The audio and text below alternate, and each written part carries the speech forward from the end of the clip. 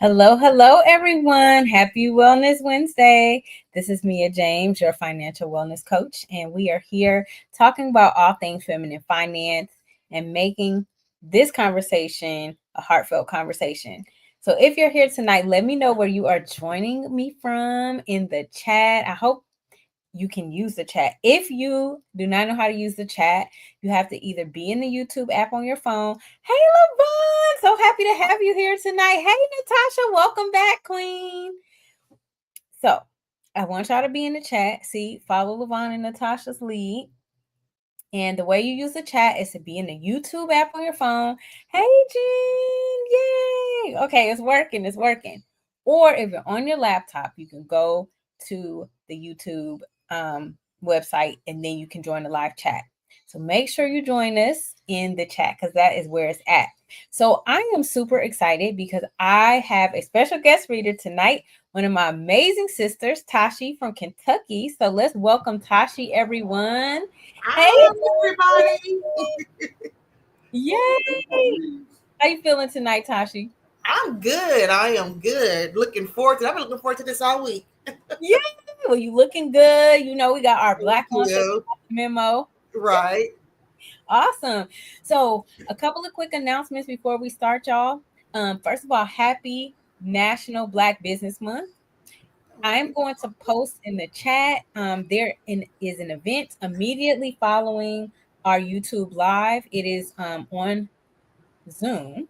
Okay, so I put it in the chat. It's a National Black Business Month event at 8:30 p.m. on 8:30 Eastern on Zoom. So if you want to check it out, I did put that information there in the chat. So hopefully you can see it. If not, you all know how to get a hold of me if you want me to send you the link when we're finished.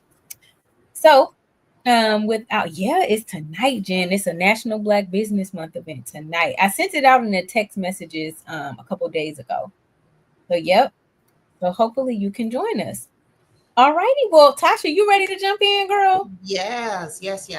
All right. Well, Tasha and I are going to jump in. So I know the text said one thing, but we are actually going to cover 116 through 119. But of course, in the chat, if y'all want to, share something that we talked about last week, that's totally fine. Or Tasha, even if you want to bring up something from last time, that's fine too. It's a discussion. All right. So at the top of page 116, so we're talking about get therapy and support for all of your relationships. This is an important investment strategy. Let me tell you, I agree with this. Just the title alone. Therapy saves lives. That's what I'm gonna say. Okay. Therapy saves lives. So in the first paragraph, he says our kids need to learn how to be assets to the Black community. And then in the third paragraph, he talks about how he personally invested in relationship coaching, y'all. And he said he did that because he wanted to make sure that, when he had got married, he wanted to make sure that him and his wife could identify and eliminate problems before they became too large. So how many of you actually invest at this level? Like he went to a coach before stuff even started happening. Anybody like to invest and be preventative? Anybody? Let me know in the chat. What you think about that, Tashee? It sounds good. It's a really good strategy if you think about it before, because we don't usually go there. So often we're reactive. That part. Not proactive. Come on. So yeah, if it's definitely that's awesome. That is definitely something to remember. But even if you are reactive, the fact that you recognize that you need counseling, therapy, it's never too late. Yep. It's never too late. So even if something happens first and that's what gets you there, that's okay. That's right, because at least you're doing something about it. You're not just staying stuck in the situation. Right. And you know what really stood out to me about that? Like as the man, he actually valued having some type of solution in place. Like he basically, to me, he had foresight. He was like, look, relationships have their ups and downs. Let me go ahead and get ahead of this before it even happens, right? Yes, I agree, Natasha. So Natasha says this is needed, especially in our communities. And I agree because in the pages before, if you weren't here when we talked about it, oh, I'm so sorry if you're here for the first time. We are discussing the 10 Commandments of Black Economic Power by Dr. Boyce Watkins. So if you don't have the book, I you can go onto my Instagram page and my link tree. There is a link there to go ahead and grab a copy of the book from the Black Financial Bookstore. But the fact that he even valued this, right? Because how many of you like ever? Well, you don't tell me because it might be personal. But I'm just curious, maybe you recommended to your loved one to go to counseling, right? And they were like, nah, we don't need that. We're not doing that. How many times do we deal with that in I our wanted to go to. I recommended. I need the last relationship I was in needed some counseling, but then at the end of the day, I think the most important person that you need counseling for is yourself. That's where it needs to start. yeah, yeah, That's where it needs before you can bring somebody else in. You need to work on this person right here. yeah. Because you're the only person that you can change Right. in this situation anyway. So I agree with that. You definitely always want to work on your stuff and see, what's your role in the situation. But then Right. also, everybody is not equipped to handle, conflict and situations. And sometimes it's not even conflict, it's just a differences of opinion, right? So like my husband and I, we're from different cultures. Mhm. It's different. We both Black, but it's different because I'm African American, he's Caribbean. So Oh, then okay. she was like, oh, I get it now. So I say all that to say that sometimes when you get into a relationship, this person got all this life history behind them, right? And you got your own life history behind you, and y'all trying to meld y'all lives together. And one say somebody is like really stuck in their ways, like they're like it has to be this way, and I'm like, but no, you chose to be in this relationship, so it can't only be one way. That doesn't typically work in a relationship if That's it. so anyway. I say all that to say, make sure that if you are thinking about getting a relationship as a semi newlywed, make sure you and your person are on the same page about growth, development, counseling, that stuff. That's important. Y'all got to be on the same page. You hear me? It's the same page. Yep. Exactly. So Natasha was like, counseling help you see them blind spots because we all have them, Yeah. and sometimes people won't even tell us that we got these things going on.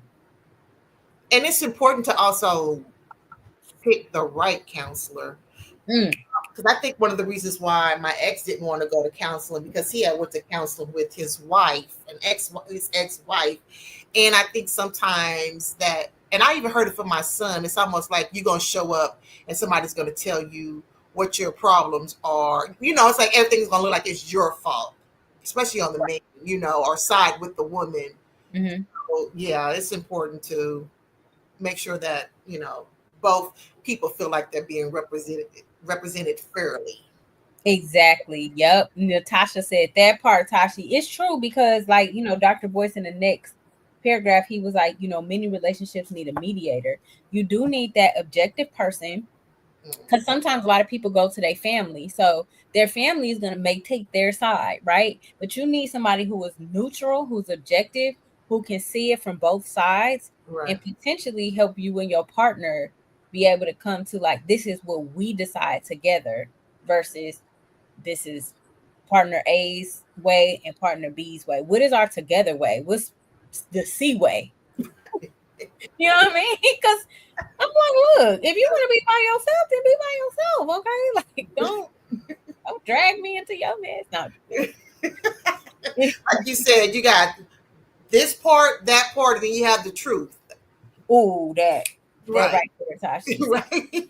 Why you need people to read with you every week? Yes, it can get messy. Yeah, I agree with that, Jen. Yeah, it can get messy, but sometimes you need that mess to get the message. Sometimes you need to get up in sometimes it don't work. Sometimes counseling will show you that you don't need to be with that person in the first place. I mean, sometimes you just need a whole reality check. So let's continue on. I'm not mad because no, for real, because like I know people who were like, yeah, they told me not to marry my ex, but I did it anyway. Right. I was like, so you need to be listening to people. No, Listen to yourself, and you know. you know, You right? know. Thank you, Tashee. You You know. shouldn't marry them either. This is not what the book is about, but but economics is very closely related to relationships. So Mhm. I want to make sure if you're new here into our environment, you understand that relationships can make or break your financial situation, literally. Well, So, I mean, this is commandment 5: invest in healthy relationships and maintain them. So that's, yeah. So all of this is about relationships and uh, what it takes to maintain them, what it takes to nurture them, what it takes to make them work. Investing is investing, right? And right, yeah, it's investing an is investing. investment. Yeah, thank you, Tashee. Exactly. Jen said that it's investment. It is. Yeah, invest in time. Yeah, because when you are in a relationship, whether it's romantic, friendship, parent, that's time Yeah. and potential, and many times money. So on page 117, he talked about, this is the second paragraph. He said, here's what you can do to build and maintain healthy relationships. So I love that he said, first, be kind and helpful to others. So, us ladies with our giving nature, we can be Yes. very kind and helpful, right? So we got that. But Tashee, you and I were talking before we even started about it leads to the law of reciprocity. So I wanted to hear your story about reciprocity. What did you think? Tell everybody. What did I? I'm sorry. I'm lost in the sauce. No, It was something we was talking mm-hmm, about before. uh-huh. I don't even remember. I'm sorry. That's Did okay. I say something? Did I say something specifically? Maybe you can say something that'll trigger it.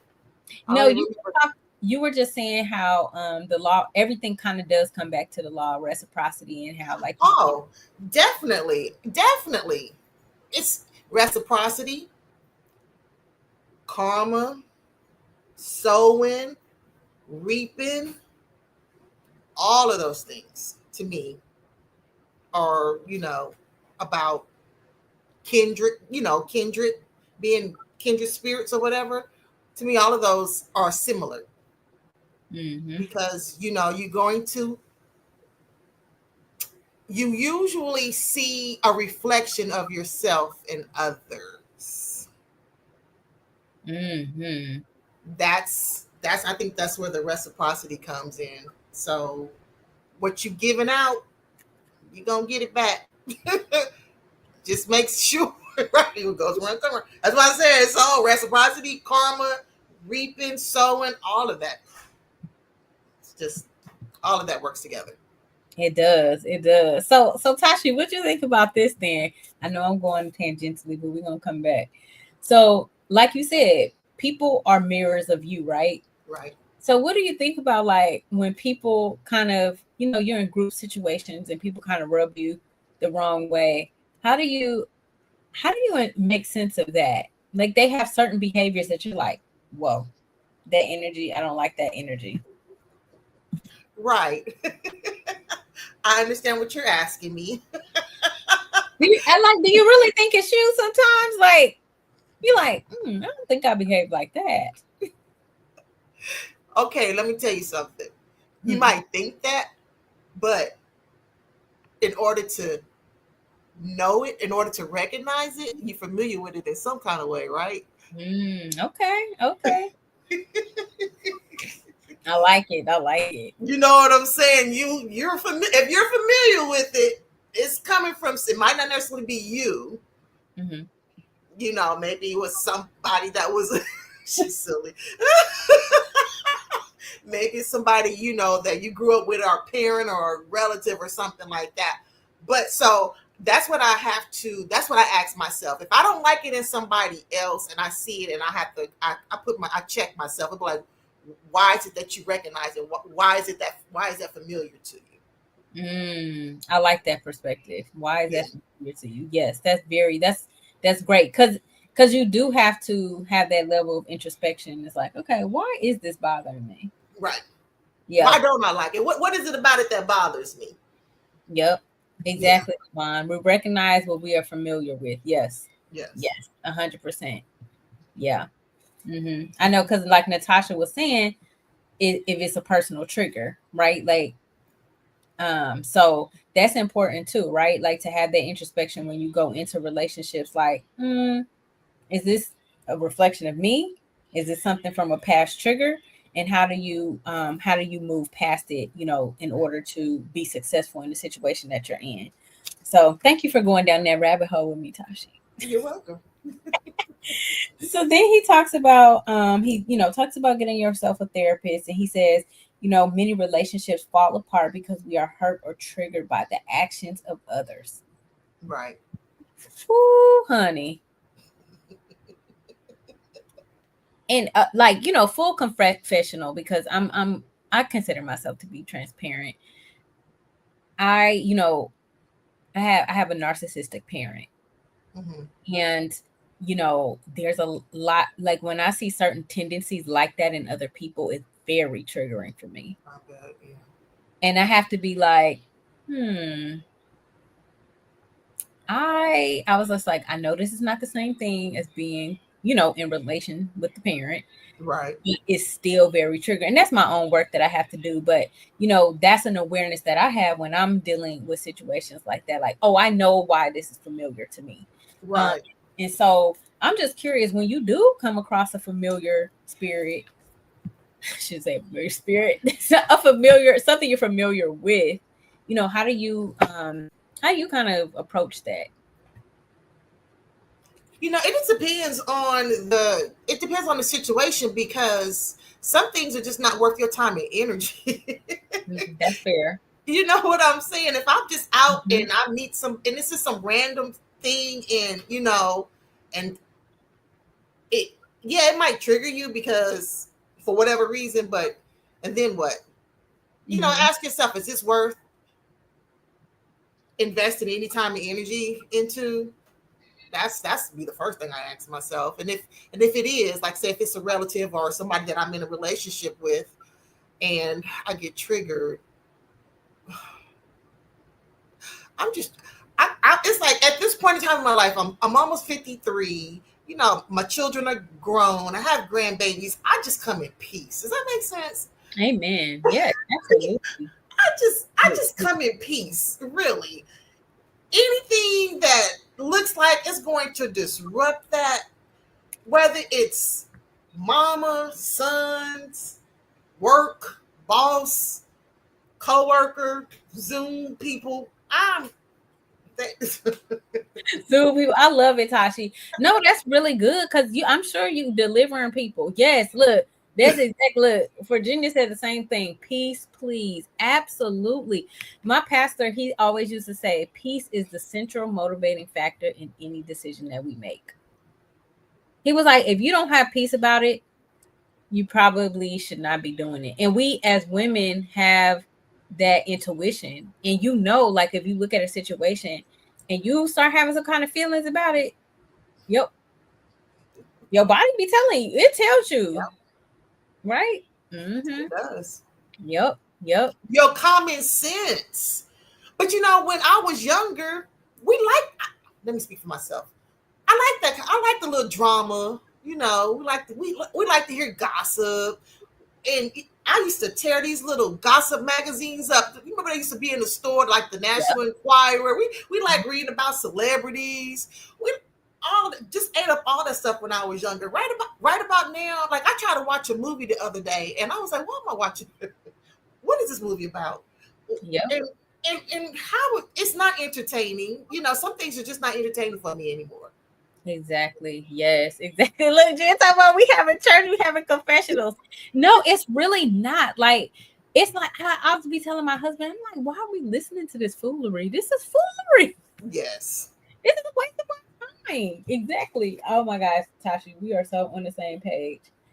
So, Anything else you want to talk about from those first 2 pages before we hit up the last two? You know, this book is full of so many jewels, and I was just listening to Dr. Boyce and Alicia Watkins when we started this. They were talking about that Sha'Carri Richardson situation at the airport. I don't know if anybody saw the video. I saw the video because they just played it. She was pushing that man. She was getting physically abusive with that man, and then so as a result, the first thing they want to do, they want to take away endorsements. Mm-hmm. They want to win this cancel culture, and yeah, and like he said, and at the end of the day, it affects your bottom line. And like, it's not always about money. To me, it's just that peace of mind. That's right. To let somebody that much into your psyche that you want to act out like that in a public place. I think they at the airport, of all places. We don't do that at the airport. Of all places. They will put you out. Yeah. They will put you in the police car. Yeah. You'll be lucky to get put out. Right. They'll be quick to arrest you. Mm-hmm. Absolutely. We just need to get it together. We need to prioritize. We need to have our priorities together.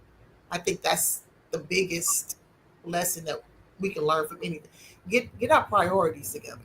And normalize healing, because I'm tired of people talking, putting down therapy like, oh, that's not for Black people, this, that, and the third. Yes, it is. If you need to heal, you need to heal. Like, it's nothing to be embarrassed about. Right. I'm first in line. Okay. I am first in line to be like, I need a whole lot of healing because I had a whole lot of trauma. I took that ACEs, baby. I'm like, oh. And the thing is, like, at first, I really wasn't aware of it. Yeah. And then I was like, because everybody else is going through the same thing. Exactly. And then this is the thing, but see, everybody's I don't like to make a general statement. Many people are walking around with masks because, like, people don't know each other's story, right? Right. I don't know why this person over here behaves this way. Like, I just kind of be like, that energy don't like it, or I don't know, but you don't know people's story and why they act the way that they do. Right. And if they're even willing to be self-aware enough to deal with it, that's the thing. The step one to any change is always awareness. Yes, exactly, Natasha. Deal with your issues so you're not acting a fool in public. Because I do know how to act in public. I mean, because there's been times I wanted to go there. Oh, my goodness. Okay, for real. Yep. Triggers and trauma, right? People are comfortable claiming triggers and trauma. Right. But claiming them, is that what you're saying? Okay. You said lay them down. Lay them down. Listen, you better go get healed before you be in jail, be in the back of a police car somewhere, because they ain't going to want to hear it. They sure do. And it's true, Jen. You got to be self-aware. Like, we all have blind spots, And so I talk to my therapist about my blind spots all the time. She be like, Mia, those things don't go together. I'm like, oh, really? That's funny. I was like, faulty thinking. But you know what? I'm telling y'all out loud because it's okay. We all, in some kind of way, might have some faulty thinking. And if we can get ahead of it, right? We got somebody who can point it out to us. We can think differently tomorrow. That's all we're saying, And so that's how to me, like, for us, in our feminine energy is about reaching our higher selves. And if whatever that takes, if that takes healing, whatever it is, whatever modality you choose, get the healing, get the peace. Like Tashee said, like on page 118, he said, when there's peace, there's wealth and success. So Tashee already told y'all the answer. Get you some peace. So you can have wealth and success. If you do this right, get you some. Get you some peace. Get you some. Because our thoughts create our reality. Yeah. So if your mind ain't right, your money not gonna be right. Your wealth is not gonna be right. Because if you don't think you deserve wealth, you're not gonna have wealth. It don't matter what you do. Right? So what you think about that, Tashee? No, I totally agree with that. It always starts. It starts with yourself. It starts with your mind. And I started going to counseling because I thought I really needed it. and this she asked me to write a letter to my younger self, and it made me angry. You talking about triggered? Oh my goodness! I sat down and tried to write out this letter, and all I could think about was just the bad stuff. I stopped journaling because of that. Because I found myself always writing about the negative stuff, and I don't want. And that's just not why I don't want to rehash it. I don't want to think about it. I just want to forgive. Yep. And forgive myself, forgive others, and let it go. Just release it. Amen. Amen. And however you release it, that's fine too, right? Like it don't have to be journaling. Maybe it's you pull it up and next thing you know, not pull it up. You write it out one time, you burn a piece of paper, whatever you need to do. I've done that. I've done the paper burning thing. Yeah. Mm-hmm. Hold on. I don't know what just happened. I lost you, but I'm coming back in a minute. Oh, you over here on my other screen. Have mercy. Okay. So the last thing, but also back to journaling. What I use journaling for, this is what I got from my coach. I journal the life that I do want and what I do want to create. So I was talking to a friend of mine from years ago. We had caught up. We haven't spoken in a minute. And I was telling her, she was like, Mia, don't you get tired of working from home? I said, no, girl, this is the dream life I created in my head. I love it. Right. I created this. This was intentional. Right. So I like to use the journaling to create that wealthy life that I'm trying to live. When I'm on first class every single trip. That's what I be writing in my journal. Thank you, Lord, for my first class. While I sip on my champagne and eat my chocolate chip cookies. That part. Girlfriends. She said, I just be dreaming of drinking champagne and those chocolate chip cookies. Okay, listen. We flew to Canada first class last year. My husband talked about some. They just keep giving me juice. I said, babe, you could say no, thank you. You don't have to keep taking it. I was like, I had one cup of coffee, babe. It's a 1 hour flight. It's not that. But anyway, hey, whatever. I was like, boo, whatever floats your boat, I'm happy. I just wanted to remind y'all, because in a couple minutes, if you do want to join us for the National Black Business Month event at 8:30, come on over. You can text me and I'll send that to you. But the last thing I just want to point out on page 119, when he talks about Dr. Fraser's book, Success Runs in a Race, he said the best way to establish a trusting relationship with others is not to show up asking for something, it's to offer something. And I think that is the key, is make sure that we are being an asset to our family, to every community that we're in, not at the detriment of yourself, but just, don't come to a community and just be a taker. Right. Just remember to be a giver. Be a giver. Because that's our natural nature as women. We're natural givers, but we also have to have boundaries. Tashee, remember you said my favorite word last week, boundaries.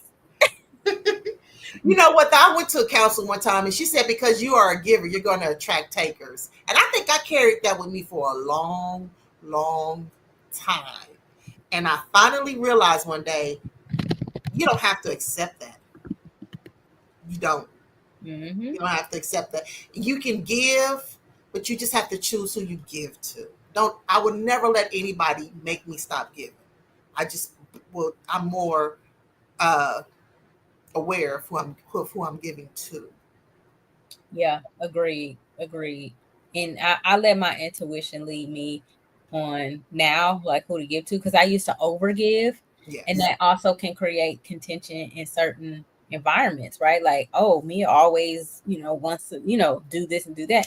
So like now I'm just like, okay, Lord, is this an environment for me to give? Because even my friend, she got mad at me the other day because I was like, oh my God, we didn't get to celebrate your birthday. So I was like, I got you on your dinner. She's like, no. I was like, girl, y'all celebrated my birthday. I was like, I'm gonna give it to you. Now, you know, so I think that I'm very discerning now.